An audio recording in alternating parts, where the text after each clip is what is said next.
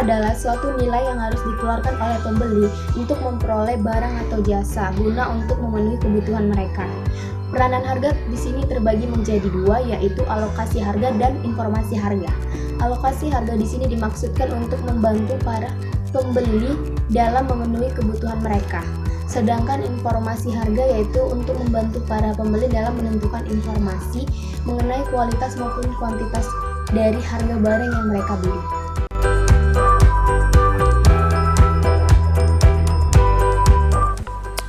Baiklah, di sini saya akan menjelaskan mengenai faktor yang mempengaruhi penetapan harga serta tujuan dari penetapan harga itu sendiri. Faktornya itu dibagi menjadi dua, melalui pertimbangan subjek dan melalui pertimbangan objek. Nah, pertimbangan subjek ini lebih ke pandangan pribadi seorang penjual mengenai harga barang yang akan dijualnya. Biasanya barangnya itu yang memiliki nilai ekonomis, nilai sejarah, dan nilai seninya. Seperti contoh, misalkan ada gitar seorang legenda, biasanya memiliki harga ribuan bahkan jutaan kali lipat dari harga biasanya, meskipun gitar yang lain itu mempunyai kualitas yang sama, bentuk yang sama, serta jenis yang sama. Kemudian dari pertimbangan objektif, biasanya ini tuh ada faktor-faktor yang mengikutinya, seperti ada faktor internal dan faktor eksternal. Faktor internal ini lebih ke harga pokok penjualannya, kemudian perputaran modal, kapan bisa balik modal dari penjual itu. Nah, kalau misalkan faktor eksternalnya lebih ke daya beli masyarakatnya, kemudian faktor harga substitusinya, kemudian faktor harga barang sejenisnya.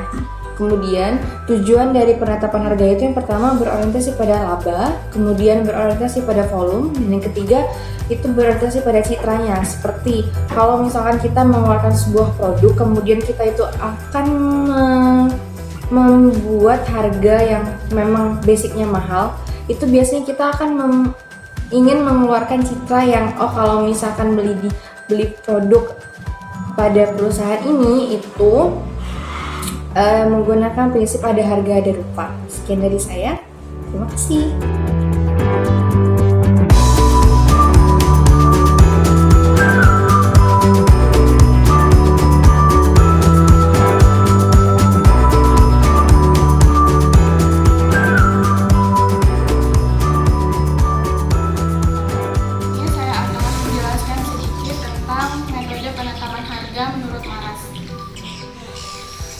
Metode yang dipakai Maras itu ada 5, yaitu harga didasarkan pada biaya total ditambah laba yang diinginkan, harga yang berdasarkan pada keseimbangan antara permintaan dan suplai.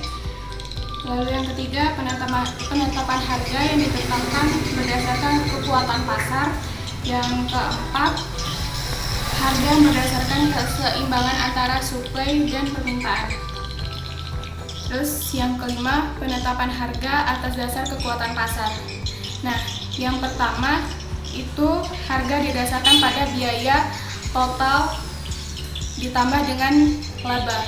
Jadi di sini harga yang ditetapkan dalam satu unit barang itu sudah ditentukan dengan laba. Lalu harga yang berdasarkan pada keseimbangan antara permintaan dan suplai, itu permintaan dari luar akan diseimbangkan dengan proses produksinya. Yang ketiga itu penetapan harga yang ditetapkan atas dasar kekuatan pasar. Nah, atas dasar kekuatan pasar ini kita melihat di mana barang yang kita akan produksi itu kekuatan harga di pasarnya seperti apa. Berarti itu yang harus kita pakai. Lalu yang keempat, harga yang berdasarkan keseimbangan antara suplai dan permintaan. Nah, di sini berapa yang harus kita produksi itu disesuaikan dengan permintaan pasar. Yang kelima itu penetapan harga atas dasar kekuatan pasar. Di sini penetapan harga ini merupakan suatu metode penetapan harga yang berorientasi pada kekuatan di mana harga jual dapat ditetapkan sama dengan harga jual pesaing. Nah, di sini kita akan menentukan kita akan menjual dengan harga di atas harga pasaran atau malah di bawah harga pasaran. Terima kasih.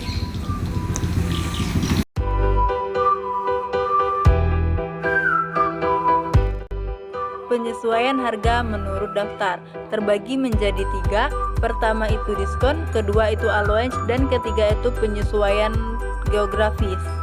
Diskon juga terbagi menjadi 4. Pertama, diskon kuantitas.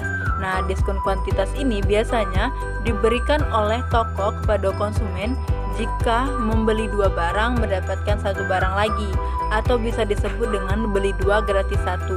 Jadi, jika kita ingin membeli barang dan mendapatkan diskon, kita harus membeli 2 barang. Akan tetapi, jika kita hanya membeli 1 barang, diskon tersebut tidak berlaku. Kedua, diskon musiman. Nah, diskon musiman ini dicontohkan pada toko payung. Nah, karena payung kan biasanya digunakan pada saat musim hujan. Jadi, pada saat musim kemarau, toko tersebut mendiskon payungnya itu dengan harga 25.000. Dan pada saat musim hujan, payung itu dijual dengan harga 45.000. Ketiga, itu diskon kas. Nah, diskon kas ini diberikan toko kepada seseorang yang membeli dan membayar barang tersebut dengan ketentuannya. Misalnya, ketentuan dari toko tersebut, jika membayarnya itu besok, maka diskon yang akan diberikan itu 5% dari harga yang dijual. Jadi, jika kita membayarnya lewat batas yang sudah ditentukan, maka diskon tersebut tidak berlaku. Keempat itu trade diskon. Nah, trade diskon ini diberikan diskon itu kepada seorang pengecer atau penjual kembali, atau bisa disebut dengan penyalur barang. Jadi, diskon ini tidak diberikan langsung kepada konsumen yang hanya pemakan langsung, tetapi diberikan kepada konsumen yang menjualnya lagi. Kedua, allowance. Allowance ini terbagi menjadi 3. Pertama, trade in allowance. Nah, ini potongan harga yang diberikan pada saat menjual dan membeli barang. Misalnya, kita tuh menjual barang HP ke suatu counter, dan di situ juga kita membeli HP yang baru. Jadi, kita diberikan potongan harga dengan menjual dan membelinya lagi di tempat itu juga. Kedua, promotional allowance. Nah, promotional allowance ini diberikan oleh toko kepada konsumen jika membeli barang dan mempromosikannya sesuai dengan syarat dan ketentuan yang diberikan oleh toko tersebut, maka kita akan mendapatkan potongan harga sesuai dengan apa yang sudah dijanjikan oleh toko tersebut. Ketiga itu product allowance.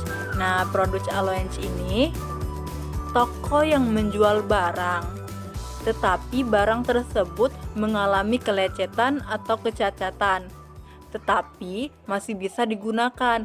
Jadi, toko tersebut memberikan potongan harga kepada setiap konsumen yang mau dan bersedia membeli barang tersebut dengan keadaan yang sesuai dijual oleh toko tersebut, maka ia memberikan potongan harga.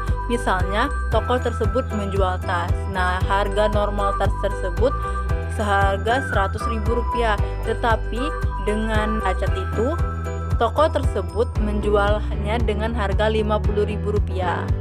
Itulah yang disebut dengan product allowance.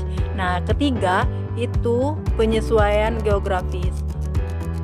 Penyesuaian ini dilakukan oleh produsen sehubungan dengan adanya biaya transportasi produk dari penjual kepada pembeli. Itulah yang bisa saya sampaikan. Terima kasih.